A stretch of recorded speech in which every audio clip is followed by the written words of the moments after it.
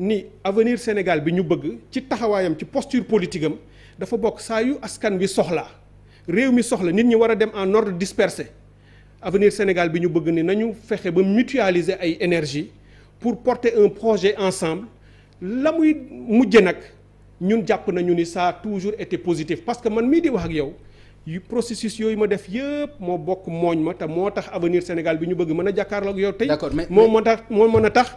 léegi chaque mois maximum ñu génnee communiqué yi wax suñu xalaat joxe ay propositions parce que gouvernement bi ñun bokk nañu ci acteurs politiques yoo xam ni. du ñu ni rek dara baaxul plateforme bi moom loolu rek la war a def comme métier quoi. comme liggéey comme animation. xaaral ba c'est-à-dire créer ay mouvement rek quoi. xaaral ba loolu rek la war a mën a xalaat. loolu rek la mën def xam nga plateforme bi. waaw 2015 lañ ko créé 2016 pour wan la importance am ci réew mi. ok 2016. ok 2016. d'accord ñu dem référendum. léegi c'est bon baal ma. c'est important. yaa ma ko laaj am nañ leneen lu ñu war a wax c'est très important je vous en prie. 2016 kon terminer foofu ma terminer fa mais dinaa ci daaneel. ok pour wan la importance am. ok ci yoon wi. 2016 ñu dem référendum bu Sénégal ñu bari xamuñu lan moo nekk ci biir constitution bi ñu bari xamuñu oui wala non la ñu war a voter avenir Sénégal bi ñu bëgg jóg jël siège am sur plus de 300 et quelques partis politiques du ñëpp am ay siège ñun dañoo am siège am lépp lu parti war a am woo nit ñi créer fa benn coalition du non battre campagne yee askan wi muy suñu première activité politique. après 2017 après le résultat mooy lan. aha kay. résultat bi mooy emporté ko. mais c'est pas un problème. waaw mais attends Papa Ngagne. politique non ça se construit. non c'est vrai mais c'est important. yu construyante d'accord ba nga yegg si fi nga war a yegg si tey moo tax ñu mën a toog ba 2020. waaw 21 bi ñu nekk. ok avenir Sénégal bi ñu bëgg des ci espace bi di continuer di liggéey. mu des fi di yomb na dem ci région yi mu des fi yomb na. non xam nga mu des fi yomb na nag aussi. vraiment xam nga plateforme bi des fi vraiment des fi pour 100 ans sax yomb na. xam nga li non Cheikh Tidiane non sur 300 partis politiques. non attends ak mouvement. waaw boo ci mënee toog ni tey Cheikh Tidiane bu avenir démb di nga dégg ñu ne la Ndeye Fatou Diop bu avenir Ngouda Ngom bu avenir yeneen région ñuy def seen ay affaire ma ne la boo jëloon fukk tey ci parti ak mouvement ñi ñuy seetaan mën nañ koo firnde. avenir Sénégal bi ñu bëgg bokk na ci gën a am taxawaay ci démocratie Sénégal tey ci xeexal ko ci génnee ay xalaat réew nag boo ci génnee xalaat génnee ci idée yaa ngi ci politique politicienne. te ñun dañu bëgg une démocratie intelligente. alors une démocratie positive. Okay. une politique positive. d'accord ci loolu la ñu nekk mooy suñu identité te loolu laa bëgg Sénégalais yëpp jàpp loolu. d'accord ba keroog ñuy jot ci suñu ambition mooy la transformation avec une alternative politique du Sénégal. boo xam ni incha allah dans les années à venir dina ñëw parce que toutes les élections yi fii nekk avenir dina ci taxaw. d'accord soobee yàlla. d'accord certes wax naa que ni coordonnateur bu avenir Sénégal bi ñu bëgg nga. waaye itam coordonnateur bu M2D nga. yow Cheikh Tidiane Dièye dañuy dégg ñu ne wax nañ ko léegi ci suñu introduction. ku ne xam na ni mbas mi def na fii mi ngi fi def njombe ku ne xam na ni troisième vague bi dégg naa Ousmane Sonko ni président Macky Sall yëg na ko depuis. mais kon mën nañu jàpp ni moom Ousmane Sonko yëg na ko depuis mai 23 juin. dañu gis ngeen def aussi yéen lu maanaam événement bu mag. pour commémorer ko. ndax jàpp ngeen ni moment boobu waroon ngeen ko def ndax jàpp ngeen itam li gën a yokk tey mbas mi amu leen ci responsabilité. xam nga am nga droit laaj bi lu jaadu la tontu bi lu simple rek la réew ni muy doxee mooy dafay am un responsable. à première instance responsable ñeneen ñëpp subsidiaire la ñuy doon te bu ñu jëlee état ak lu toll ni état ñu jox ko un président de la république mu jiite ko jox ko jumtuwaay yi mu laaj yépp ci réew mi am na taxawaay boo xam ne bu ko taxawoon moom.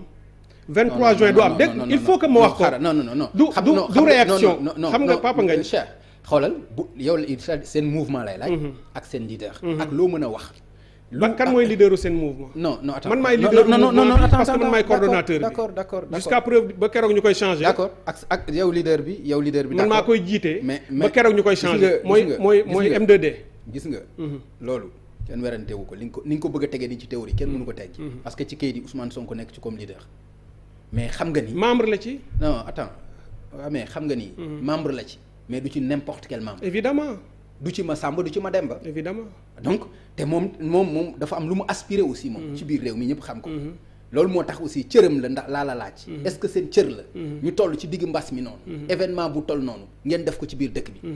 est-ce que loolu jàpp nga ni lu war a mën a nekk la. xam nga ma leeral déjà benn parce que da nga junj ku lakk mburu tudd dëkk comme li wolof di wax da nga tudd ci M2D baax na sénégalais yi ñi ko xamul parce que ñu bari xam nañ ko léegi M2D ëpp na 20 organisations ñu ngi ci 22 léegi am na xëy na moitié bi parti politique beneen moitié bi mouvement citoyen association société civile ak lu mu mën a doon ñëpp ils sont d'égale dignité quel que soit seen dayuwaay ci wàllu politique bu ñu ñëwee ba toog M2D ñoom ñooy bokk parce que dafa am ay députés yu yor parti mu am ñu yor mouvement citoyen ñeneen yor association ñeneen yor mouvement politique ñëpp ci yem tolloo muy benn ñaareel bi ñuy benn mouvement boo xam ni dafay xeex démocratie ak état de droit ci biir réew mi. Cheikh Tidiane xam nga ni nga baal ma mais laajuma la M2D. laajuma la par exemple. bi ñuy non xoolal. maa ngi ñëw ci sa tontu. da nga ma laaj ci président maa ngi ñëw ci sa tontu. non man laajuma la ci président ci yow laa la laaj. waaw d'accord ci seen mouvement laa leen ci M2D laa la laaj. ci manifestation boobu nga xam ni def ngeen ko ci digg. Covid bi 23 juin voilà. gis nga Papa Ngagne boo nekkee ci espace politique bi dafa am ay actes yoo xam ne bu génnee toujours dañuy tegaloo du ñu yem dayoo du ñu yem intensité du ñu yem effet loolu kuy def jàngat war nga koo xam li ma bëgg a tontu il faut que ma wax lii may wax parce que mooy permettre sénégalais yi xam comprendre ko. allez-y. dañu toll février ak mars 2021 au Sénégal mu am lu jóg du ma dugg ci benn détail c'est juste pour rapidement ma rappeler processus bi sénégalais yépp toog di liggéey seen liggéey y compris ñun ñi politique di politique ñi nekk seen liggéey profession di ko def mu am lu xew ci réew mi li xew tax ñun ñu sentir besoin nécessité créer M2D pour mën a faire face pour ni ñu ngi bëgg a nërmeel démocratie nañu taxaw bi ñu taxawee mu am lu mu indi ci jafe-jafe ci ay nit ñu ñàkk seen bakkan ñépp naqarlu ko bi ñu demee ba war a teg gi lépp teg ko ci suuf parce que réew mi yëngu woon na ñu am responsabilité ñun ni nañu bàyyi lépp pour réew mi sedd parce que bëgguñu mu yegg fenn fi ñu toogaat bàyyi lépp sedd. non bi lépp seddee. foofu laay daanelee mais di nga ma may ma wax ko tirer couverture bi. déedéet après yow après bu la neexee nga jëmale ko fu la neex. ci dugg kilifa diine yi dañ ci dugg dañ ci wax. c'est-à-dire bul tirer couverture bi aussi. évidemment bul bëgg a jël yëf yi nga bubboo ko. Papa Ngagne waaw Papa Ngagne évidemment. oui kilifa diine yi on est très bien placé pour en parler. oui xam nga li njëkk a yëkkati loolu sa question mooy indi leneen te dafa baax sénégalais yi xam ko parce que ñenn du ma bëgg tudd pouvoir wala leneen ñuy bëgg a wax ni M2D moo defoon nangam wala indi fitna non ñi njëkk a jóg dem seeti société civile ne leen jóg leen balaa moo tàkk parce que lii baaxul jëmul kër fay leen ko ñun la bi kilifa diine yi jógee am na ñoo xam ni sama biir kër la ñu ñëw ñuy wax ñu ne leen lu ngeen wax ñu def ko pour jàmm am bi xalifa bi ñaanee yónnee. après ngeen waxaat lu ngeen waxati duñ ko def.